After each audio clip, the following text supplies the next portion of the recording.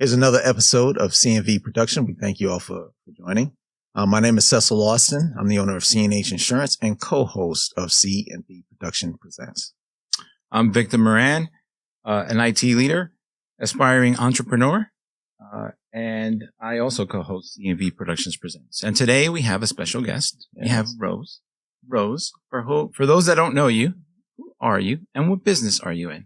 Sure. So my name is Rosalee Daley, but a lot of people call me Rose, and I own the Rose Effect.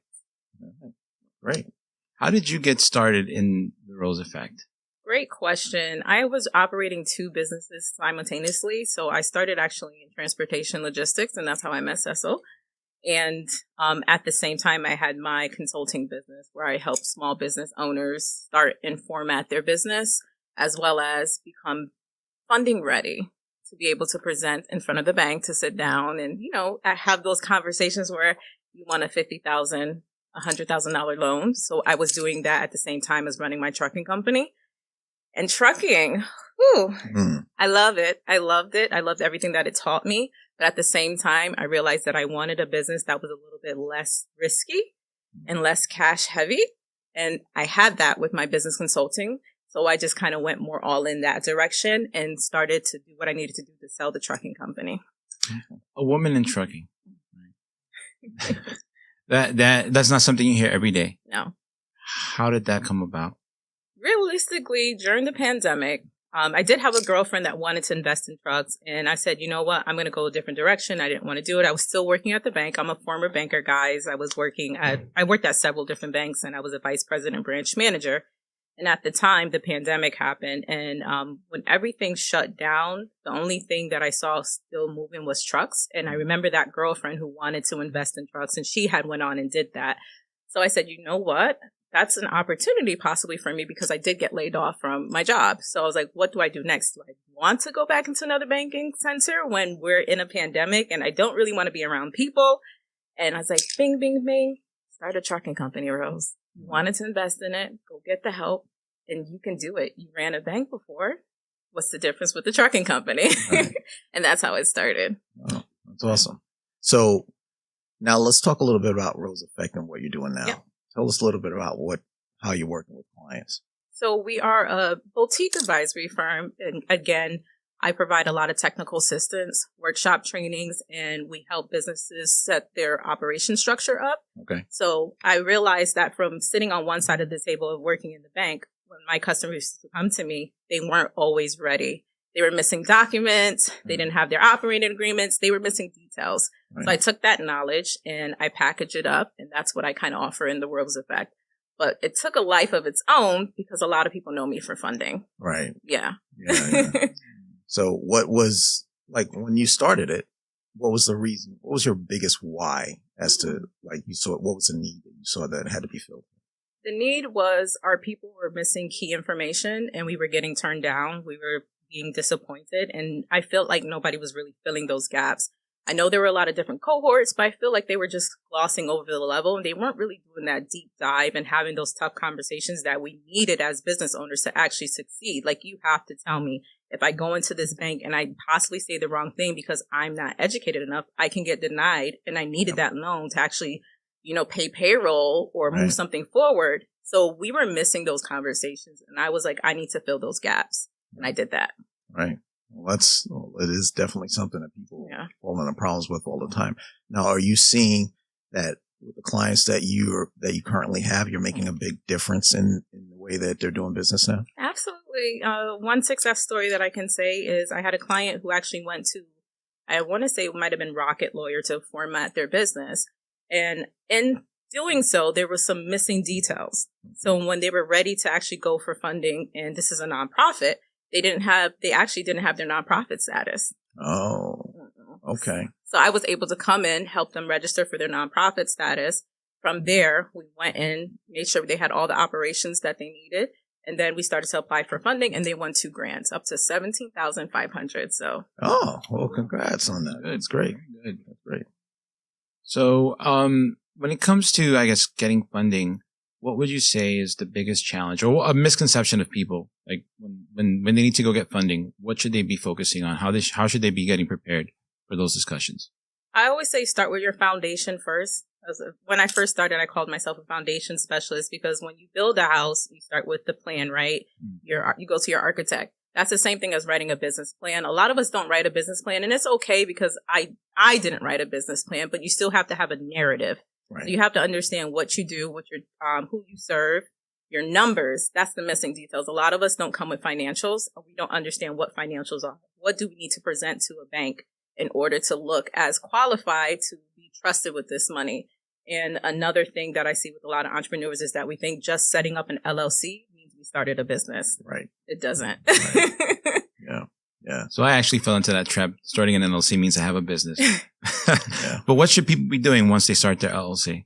Great question. I would say immediately build a relationship with a bank.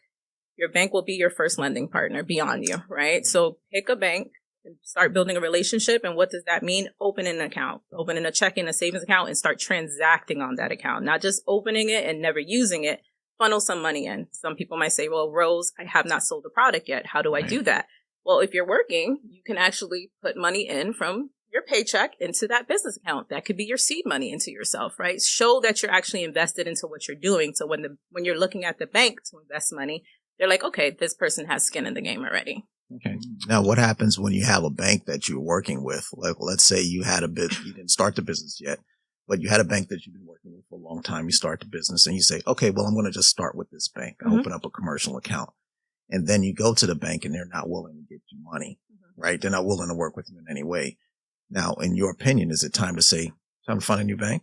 Absolutely. Yeah. Not all banks are created equally. I worked at 3 different ones. And like I said, not all banks are created equally. Yeah. A lot of banks, especially now with today's economy, they've been pulling a little bit back on their funding strategies, right? So I like community banks and I also like credit unions for somebody first starting out, especially if you are new to the industry that you're serving. They're a little bit more friendlier. If you're in a business that you're already making money and you have some transaction and some history and you have a background in that business, then you can start going to those larger institutions like your Chase, your TD Bank, your Bank of America. Although I would be mindful of who I partner with, though, because you want a bank that can advocate for you. So that's why I like community banks. They're more accessible. Right. You can kind of talk to the branch manager. Sometimes you can meet the market president. You have a better connection than if you go to Chase Bank and you're trying to meet somebody high up. It's kind of like, who are you, you know? Right. So, right. Yeah. And the bank becomes a little more like your partner. Absolutely. Right. And they're rooting for you. Right. Yeah. Their success is kind of your success. Absolutely. Yeah. So yeah, that's a great point. Because a lot of small businesses don't look at it that way. You know. Now, do you find that with Rose Effect now, you're also doing grant writing, right? Now, is that really becoming more of a big part of helping the small business as well? Absolutely. Okay. Can you talk a little bit about that? Yeah, I call it like my way of getting modern reparations for people. Okay. I say, I help small businesses and nonprofits get the money that they deserve and stop leaving money on the table because they don't know how to navigate those systems. And I do. Right. So a part of the service that we offer is I can help manage the full cycle of a grant, meaning from the beginning to the middle to the end. And that also comes with like project management because getting grant money is actually like managing a project that you have to execute on. Right. Because everybody likes the idea of grants because it's like, oh, it's free money. It's not necessarily free money because in order to get the grant, you have to do something for it. Right. Either write the proposal, and once you write the proposal, execute on what you say you're going to do in the proposal to keep that grant money. So that's where a lot of our people are missing out because it's alluring. Oh, I want a $5,000 grant. I want a $10,000 grant. And you think you don't have to do any work for it, but you actually do. Yeah. That's the thing about grants. I really want the money. But for those that don't know what a grant is. Yes. What is a grant? Great question. So a grant is a lump sum of money that can be given to you either through a foundation, a corporate enterprise, the government, the state, and they give you a predetermined set amount of money. And once they give that money to you, essentially it doesn't have to be paid back. It's debt free. They don't check your credit for it. They usually don't ask for a lot of financial documentation depending on the grant that you're going for. So it's less access. It's easier to access than some of those going into the bank and trying to get like a loan or a credit card. So that's what a grant is. You don't pay back the money once you receive it, as long as you execute on the thing in that grant proposal that you said you're going to do. Okay. So what are people getting grants for? Great question. So right now, what's very popular is workforce development. So if you have a program that you're either training the youth or young adults, formerly incarcerated people, you can get grant money to facilitate that program. That's a popular one. Another one that people get grant money for is operations, meaning that if you are starting your business and you need to maybe hire someone, a contractor, pay for insurance, you can get grant money for that. Because when I think about grants, and most funders think of it like this too, they want to invest in something that's actually going to either push their mission forward or actually help push your business forward to make more money. Got it. And you can apply for as many grants as you want. You absolutely can. Really? As long as you're eligible and qualified for them, you can. Wow. So with somebody that's looking, a small business owner or growing business owner, says, okay, I don't know anything about grants.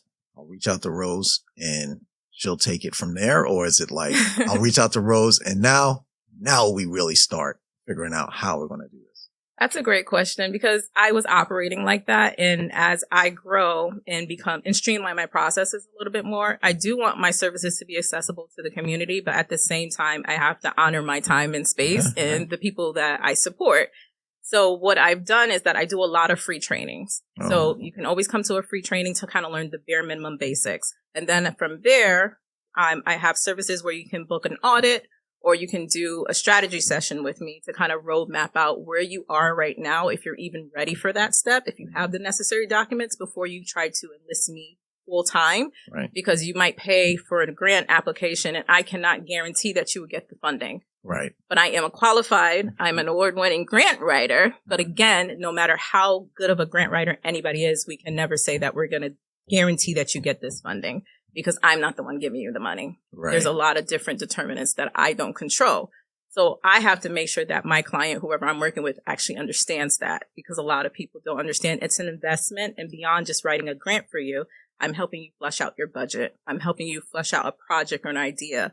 I'm helping you flush out your narrative. So even if you don't want to just apply for grants, you can kind of take that same narrative and go to a bank, right, and show them all your details, your financials, because that's what grant writing is. We're developing a proposal for you. Right. So I have that option for people.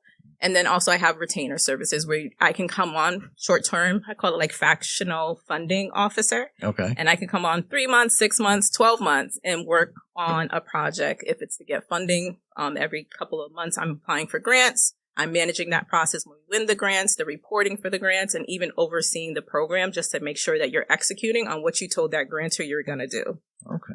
All right. Great. How long does that process typically take from I reach out to Rose to I get the grant? Oh, that's a great question, because reaching out to me is, immediate, right? It all depends on how fast you are to turn around your information and we get on the call. But that can just, even writing a proposal, that can take less than a week, right? A week or two. Now, submitting for the grant, that's all depending on the person, the grantor giving out the money. They have their own timelines. So we can submit an application today and they might tell you they're not going to review it until 2 months later, 3 months later. So that's the only thing with grants. They're slow moving. So if you're somebody who needs capital right now, you can go into the bank, apply, and either get approved or denied, but at least you know right away so you can know how to move. With grants, you have to have a more strategic approach because it can take a while. So what would your advice be? What tips would you give business owners to say, help me streamline this process for you? What should they be doing? For me, I would say you also want to have a diverse, line of how you're going to be receiving revenue. So you should not just be depending on grants.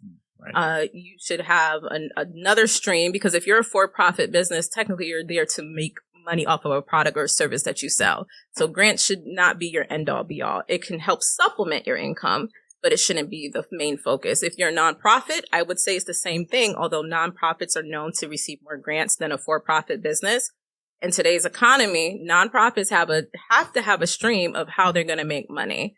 Because if not, you're going to find yourself at the will of the government. And when they want to roll back on DEI or any initiative like that, your funding source is cut. Now your program is cut because you don't have an alternative way of making money. And I hope I answered your question.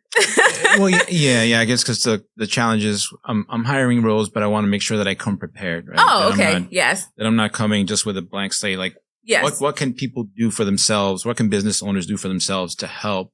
Right? Come prepared. Come do whatever they can to make you all successful. Right? Because you said yes. They can obviously come to you. You can do all the work, but what should business owners be looking at? What should they be doing? How should they be preparing? More or less my question. I love that because that is my favorite type of client. Although I can work with the business owner who does not have those things, right? Because my business is set up to do that, walk you through every stage. But a business owner who already has their operating agreement, they have their budget set outlined, they have their programs that they execute on, and maybe they've made some revenue. Those are my favorite because they've actually been in business. They understand what it's like to operate a business, and they actually understand how the money moves. So when it comes to getting grants, they are a better client because they know that it's not like a instant process. They understand that it's going to take some time. So if you have your budget outlined, again, your project that you want to get funded, your programs detailed, you know who's on your board, you know who's on your team, you're actually registered with the Secretary of State. If you're a nonprofit, you have your tax exemption form, you have those things in place, you are ready to go. And I can fast track that application for you. I find that a lot of the things that you're saying, one thing about grants for if you're looking to grow or hire new people, grants for that. You find that there are a lot of new business owners that have no clue that grants are actually something that they can utilize? Yes. All right. How do you communicate with those people? How do you get that out? Generally through social media. Again, I try to do a lot of educational videos and then doing workshops. Okay. It's helpful putting that out there, working with other larger nonprofits to host workshops. People bring me in and then I can spread the message. I do my best to debunk the myth of that there's a ton of free money because there is money out there. There's a lot, but sometimes you may not qualify for it, right? Especially if you're a business owner, meaning that you have a for-profit business. Yeah. So that's what makes the pool a little bit less. And then social media sometimes have a way of sending false realities out there. Yeah. So I always like to say, they're lying. Don't listen to them. They're just trying to get you into their funnel. And and it makes a bad name for actual people who do the work because now they have this connotation. It's oh, you're supposed to make sure I win the grant. Oh, you took my money. Oh, this and that. So it just spreads a different narrative. So you just got to be careful of educating the community about grants are available, but also educating them on how it actually works. Yeah, that makes a lot of sense because I could imagine, and we've probably all seen it, someone starting a business. Mm-hmm. They really don't know what they don't know yet, and dealing with someone like you that's a professional, it can be scary because you know more than they do. Yes. Right. And then they're thinking, if I don't get what I want, it's then who am I going to blame? I can't blame me. Right? I gotta blame Rose. Of course not. Of course not. Yeah, it's a sticky situation, but that's great that you're doing that. Thank you. Reaching out to people because it's very important. It's very important stuff. You want to add anything? So I've worked with organizations, nonprofit organizations. I actually was not aware that as a for-profit that you could actually get grants. But I guess what are the things that for-profit or business owners don't know that they could get grants for? I know you mentioned what do you call it? Employee salary. Yeah. But what else could they get grants for? So salary is one. Equipment is a big one. Yes, because equipment can help you make more money in your business. When I was in transportation, I put in a grant and the first application was denied. And when they gave me feedback, they were saying, if you would ask for money for a trailer, because we know your trailer can actually help you make more money. And in trucking, we need a trailer to carry the cargo. Yep. I was just so sometimes you get feedback. So from my lived experience, I help navigate, okay, this is what the funders want. So salary, equipment, consultants, workforce development. So training, if you want to send your team or yourself to a professional development training, maybe you want to get a new certification, they would pay for that. Marketing is another one. Marketing campaigns. Maybe you want to start doing Facebook ads. Maybe you want to start a podcast, right? And you need to rent a podcast studio. That's good use of funds because then you can show the ROI on how this is going to turn out for their investment. Wow. So you mentioned that when you get a grant, right, there's no one's expecting anything back. But then why give a for-profit business a grant? I'm sure there's, I guess my question is why? Why would anyone do that? Great question. I want to say it's to boost the economy, right? Because, small businesses are the bread and butter of this economy. And again, we employ people, right? And we're the ones keeping things going. And especially after the pandemic, that's when you started to see an uprising in for-profit grants, honestly. I'm sure there were there before because sometimes the states offer local small businesses, if you need to redo your shop, they can give you like $10,000, $15,000 to put your business downtown because it's beneficial for them. Now, if your business is thriving, you're bringing people more to the city, right? People are excited to shop there, live there, work there, and stay there.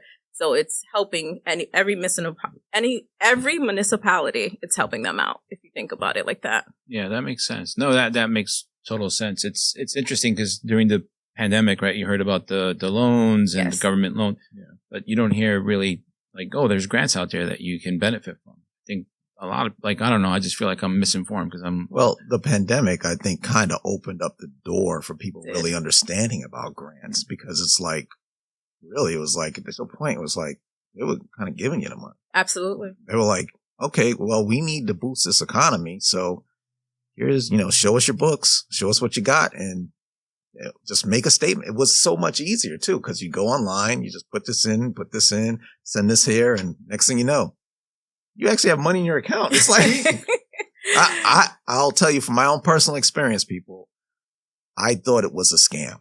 I was like, there is no way they're going to give me money. There was absolutely no way. And you got it. Unbelievable.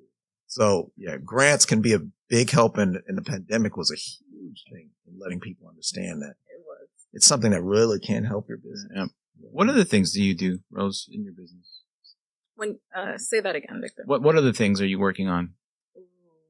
I work on a lot of, right now, I'm working on an actual AI that takes all my IP that I've developed over these past years that I can implement to people who may not be able to afford my services one-on-one. So that's one of the things that I'm heavily working on. Other than that, it's a lot of networking, building my funders that I know, training and development, actually educational videos again. And what else am I working on? Getting more money for my clients. That's number one. Got it. So I guess you said AI. That's a big topic. Yeah. AI is a big topic right now. So talk to us about how you're leveraging it specifically. How are you using it? I know you said you're feeding it your IP, right? Mm-hmm. But, how? Like, what exactly are you doing? I can't tell you all of that now. I use AI to, make my workflow a little easier and streamline the processes. If I see something that's a little bit stagnant, I take it and I have it kind of critique it to help me develop a better system because I'm always thinking about my end user. I'm thinking about my client. I want, when they work with me, I want the process to seem seamless and it's like a good experience. So I use AI to help me do that. And it helps me cut down some of my workflows. It helps me see what I can turn into a template that I can just actually give to the client. It actually helps me create more products that I can actually sell, like digital products and things of that nature. So that's a big thing. And AI is one of my employees. So you're not scared of it? No, I'm not scared of it at all. I don't want to get left behind. Are you finding that clients that you have maybe a little bit scared of it, a little maybe terrified to a point? You know what? Most of my clients, they're educated enough to not be scared of it. And sometimes some of them don't ask me all the details of how it's used, but I make sure that their data is protected. I ask permission for certain things. If I even want to share some of my clients' wins, I make sure I get their permission first before I put anybody's information out there because not everybody wants to know they don't want everybody to know that they want a grant, right? Right. So I have to be mindful of that because a lot of people come when they want, how many grants have you won? This and that. I'm like, I'll give some examples of grants that I have won, but I also tell them like, I have this on my website. You can look. Here's a few clients, but if you want all the numbers, I can't give that to you for privacy reasons. But okay. Well, that's great. Okay. Well, AI is a big thing. It's a big part of people's lives at this point, especially from a business perspective. As you said, you'd be left behind if you're not. As you said, you don't want to be left behind. No. But I'm sure you don't want that for your clients either. So are you kind of pushing that with them when you're looking at their numbers and maybe even seeing something as AI being beneficial to their business? Are you letting them know that that's something that can help? Absolutely. So I train them a lot because, again, the financial statement piece is where I see a lot of small businesses get tied up. Yeah. They don't know how to do projections. They don't know what that means. Some of them don't know how to do a business plan. And AI can help you kind of mastermind that. It doesn't have to be the whole entire master to it. Right. You are the one inputting the data and the information. And I just show them how to leverage it as a tool to help build up their credibility for their business. Right. And they're receptive. Okay. Well, that's good. That's very good because it's a tough world out there. It is. Making money is getting harder and harder. So very much so. You got to kind of understand what's going on and use every tool in the tool belt at this point. Well, I actually wanted to take a few steps back. Okay. I have seen some of the podcasts that you've been on, a lot of great information. One of the things that we try to talk about here is not just business owners, but people considering starting a business and making that leap.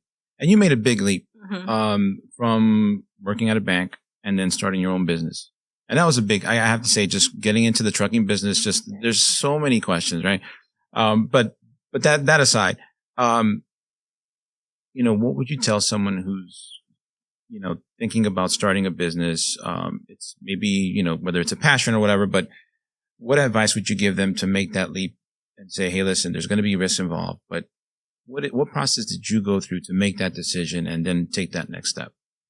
Definitely a lot of research. That was the first thing. I researched a lot. I consumed a lot of different podcasts. I read a lot of books, and I talked to a lot of different people just to kind of get as much information as I can to make an educated decision, although knowing that in life there's risks, right? So you can have the perfect plan and it still not go to perfection. Yeah. So you have to actually understand that and be ready for that. And I did a lot of internal work. I spent a lot of time with myself, meditation, yoga, walking, working out, just understanding who am I and how do I handle challenges? Because when you're an entrepreneur, you have to know who you are because your customers, the world, everybody will just tell you who you are, especially being online on social media, kind of being public. You have to make sure you have a strong sense of self because it can crush you. It can wear on your mental health. So I would say just take your time to understand who you are, what support systems you have.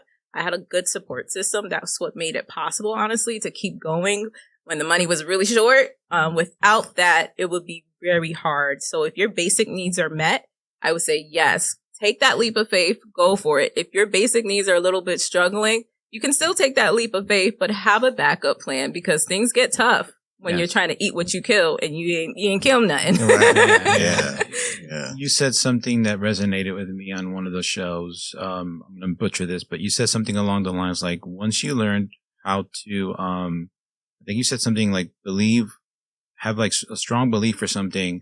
You said it changed your world or changed you. Can you talk a little bit about that? And like, cause I was intrigued by that, right? And you kind of like, you said it and then you moved on and I'm like, wait, I want to know, like, I want to learn. What did you actually do? What process did you go through? And what advice would you give people to say, hey, like, believe in yourself. Like once you see it, right, believe it, you can achieve it. Like what advice would you give people? I know it sounds cliche, but those statements actually work. So my background is in biology. I studied that in college and I did a lot of research with the body and the mind. And then as time went on, I got into neuroscience and I read a lot of books. Dr. Joe Dispenza is one of my favorite authors and he has several books that I read and I practice, and it goes into like meditation, creating new neural pathways for yourself. And also what you actually say. We always say there's power in the tongue. So mind your mouth. And then writing is kind of the same thing. What you say can come to life if you actually believe it. So as a scientist, I test that out. I always say I'm my biggest experiment, my life. So if I believe that I can do that, I take the steps to do the thing, everything that I can do towards those steps. And if it comes true, okay, there's proof in there. That's the magic. That's the magic. The magic is you. That's why I made my business Rose Effect, because I always say everybody has their own individual effect, not just Rose, Victor, Cecil has their own effect. My job is to help you bring that genius to the world, right? And we do that through belief. Like, actually, what do you want to do? What do you think is stopping you? What are your fears on it? And let's execute anyway and see what happens. And if we don't get the results that we want, let's try again, but let's do something different because we know that we did X, Y, and Z. Let's take out X and let's just do Y and Z. So I'm that type of person. That's awesome. That's awesome. So are you writing it all down every day? I journal a lot, yes. Are you saying it out loud every day? I don't say it out loud every day. I'm not going to lie to you guys and say every day, every morning I wake up and I do that. But as often as I can, I do. When I remember, I stop and I do the thing. I remember the thing. When my mind starts to kind of bring fear to me, I change the conversation that I'm having with myself. And also social media gets into our mind, and what our algorithm is kind of triggering towards us. We have to make sure we clean up our algorithm, kind of like our brain. We have to make sure we clean up what's going on in our brain as well. Because if you want something, you kind of have to obsess over it. Got to look at it every day. What does that look like? Can you picture yourself in that? And now we have AI that can actually put yourself in that position that you want to. And you can actually see the visual now, and you can look at that, right? Seeing is believing. Right. So if you never saw it before, do you really believe? But now with AI, you can create the belief. Yeah. So that's what I do. Yeah. So when you say you journal a lot, are you journaling ideas, like what you went through the day? Like what? Give specifics. Yeah. Everything comes to mind. I get downloads all the time. So sometimes I journal my feelings. I journal what went good with the client session, what went good with the funder. I journal, what's going on in my personal relationships with friends. I can journal my goals and my dreams. What do I want to do? Where do I see myself in the 5 years, or even in 6 months, right? I'll write all that down because sometimes I get ideas. I always keep a notebook with me. And if not, I have my phone and I open the notes app and I speak into it. Like when I was getting ready for this podcast, I had an idea for a reel that I wanted to put out. And I just started recording it so I can remember it when I have time to come back and actually record it. Oh, that's awesome. Awesome. So are you, I'm sorry, one last question. Yeah. So are you reviewing it how often are you reviewing your journal? I would say pretty often. My books are with me. I have several different books. I'm a notebook girl. So every day I kind of look at them, like different ideas that I had. And I'm like, oh, I forgot. I didn't execute on this idea. Now it's time to put this one out. So I have like several books, like my book of ideas. And I'm like, okay, let's do this. Let's do that. So I can say it's pretty often. So every day, generally speaking. Oh, that's cool. That's very good. Well, Rose, thank you for being a part of the podcast. I really do appreciate it. Thanks for having me. How can people contact you, learn more about what you're doing? Where can we go? Great. You can find me on Facebook. It's Rosalee Daley, Rosalee. On Instagram is Rosie Rose 007007 for those. Okay. So Rosie Rose 007. And my website is www.roseeffect.com. I have resources on there that you can go and download. I have free checklists on how to build your business. I have grant lists up there. So I'm working on a few different things, so you can contact me there. On LinkedIn, it's still Rosalee Daley, so reach out. My DMs are always open, and I'm friendly. I don't bite. All right. Well, thank you so much, Rose. Yeah. Thanks for having me, guys. I think we all learned a lot. And Rose, again, thank you for being a great guest. Thank you. We look forward to seeing everyone again. And subscribe, comment, and we look forward to the next podcast. Take care, guys. Bye.